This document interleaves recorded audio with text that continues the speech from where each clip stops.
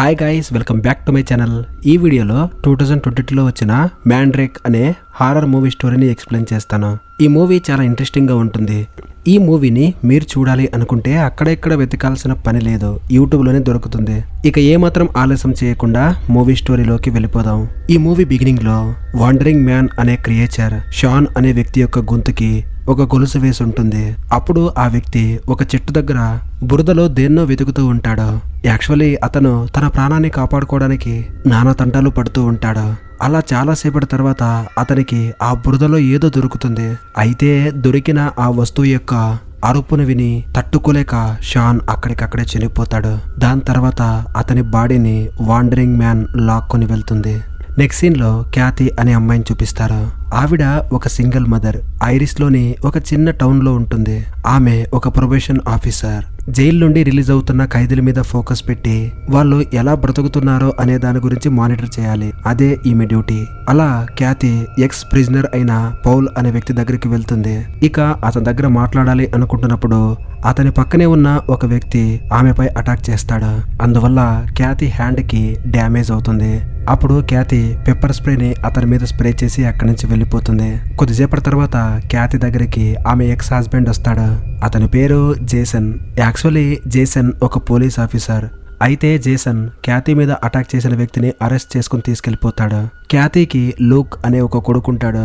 క్యాథీకి work pressure వల్ల తన కొడుకుతో ఎక్కువ టైం స్పెండ్ చేయలేకపోతుంది. అప్పుడప్పుడు డివోర్స్ ఇచ్చిన తన ఎక్స్ హస్బెండ్ దగ్గర తన కొడుకుని వదిలేసి వెళ్ళిపోయేది. జేసన్ యొక్క రెండవ భార్య గ్రేస్ చాలా మంచిది. లూక్ ని తన సొంత కొడుకులాగా చూసుకునేది. ఇప్పుడు ఆమె కూడా ప్రెగ్నెంట్. తర్వాత క్యాథీ వాళ్ళ ఆఫీస్కి వెళ్ళినప్పుడు అక్కడ హెడ్ అయిన బిల్ గాయమైన ఆమె చేయికి బ్యాండేజ్ వేస్తాడు. అదే టైంలో అక్కడికి ఒక ఆవిడ ఇది బ్లడ్డీ మేరీ ఫైల్ అని చెప్పేసి ఒక ఫైల్ ఇస్తుంది. ఆ ఫైల్ రెస్పాన్సిబిలిటీని క్యాథీ తీసుకోవడానికి ముందుకొస్తుంది. అప్పుడు బిల్ ఆమెకి ఆ బ్లడ్డీ మేరీ స్టోరీ చెప్తాడు. ఆమె పేరు మేరీ లైడ్లా. 20 సంవత్సరాలు జైలు శిక్ష అనుభవించిన తర్వాత ఇప్పుడే రిలీజ్ అయ్యింది. ఆవిడ ఒక గుడ్డలతో తన సొంత భర్తనే చంపేసింది. ఆవిడకి ఒక బాయ్ ఫ్రెండ్ కూడా ఉండేవాడు. ఆమె చాలా విచిత్రంగా బిహేవ్ చేయడం వల్ల ఈ టౌన్ లో అందరూ ఆవిడ్ని బ్లడ్డీ మేరీ అని పిలిచేవాళ్ళు.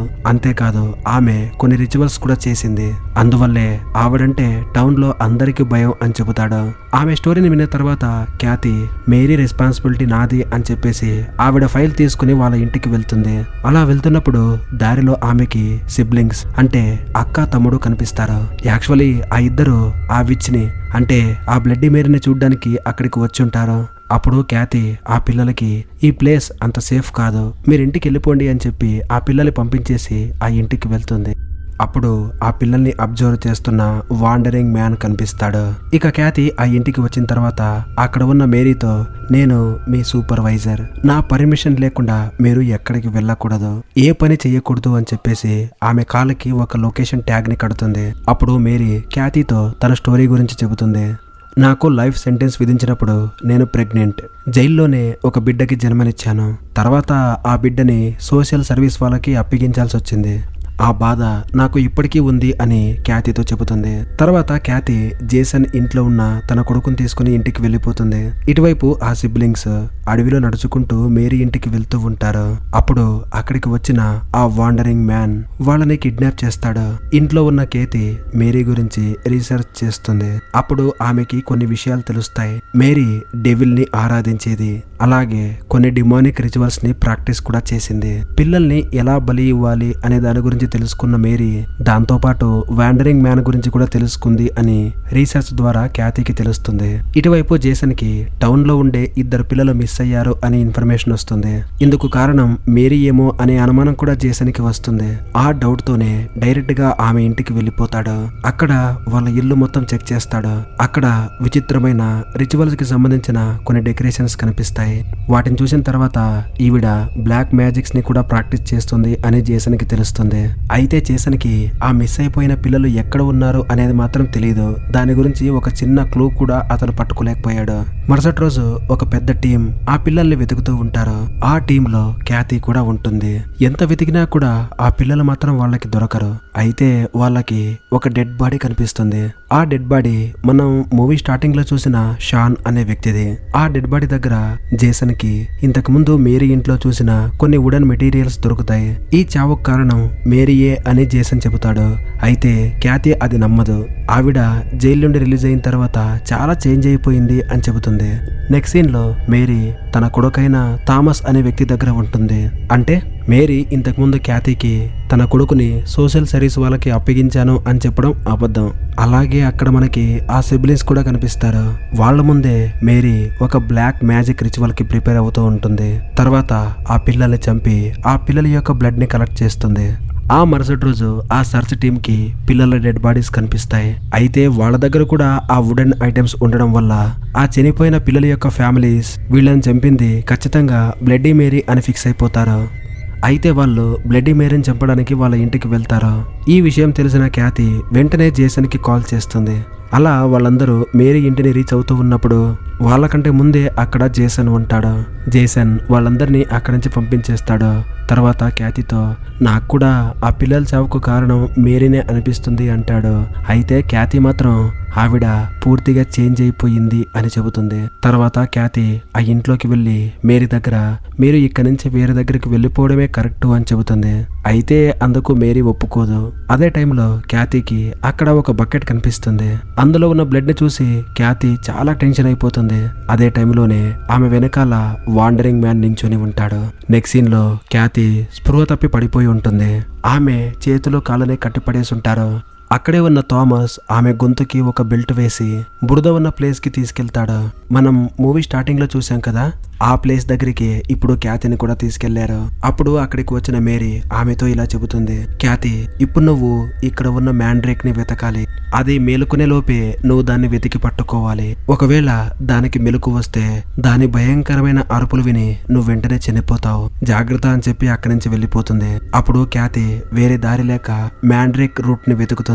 కొద్ది సమయంలోనే ఆవిడ ఆ రూట్ ని వెతికి స్పృహ తప్పి కింద పడిపోతుంది. యాక్చువల్లీ మ్యాండ్రిక్ అంటే మనిషి రూపంలో ఉన్న ప్రాణాలతో ఉండే ఒక వేరు. ఆ మ్యాండ్రిక్ లో హీలింగ్ పవర్ ఉంటుంది. దానిలో అమరత్వాన్ని పొందే శక్తి కూడా ఉంటుంది.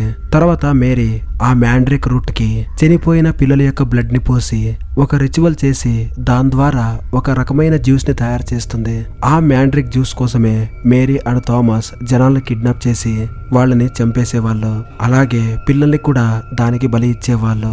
హీలింగ్ పవర్ ఉన్న ఆ జ్యూస్ ని మేరీ కొంచెం థామస్ కొంచెం తాగి చివరికి క్యాతికి కూడా బలవంతంగా తాగిస్తారు. ఎందుకంటే ఆ క్యాతి తన కొడుకు థామస్ తో పాటు శాశ్వతంగా ఇక్కడే ఉండిపోవాలి అని.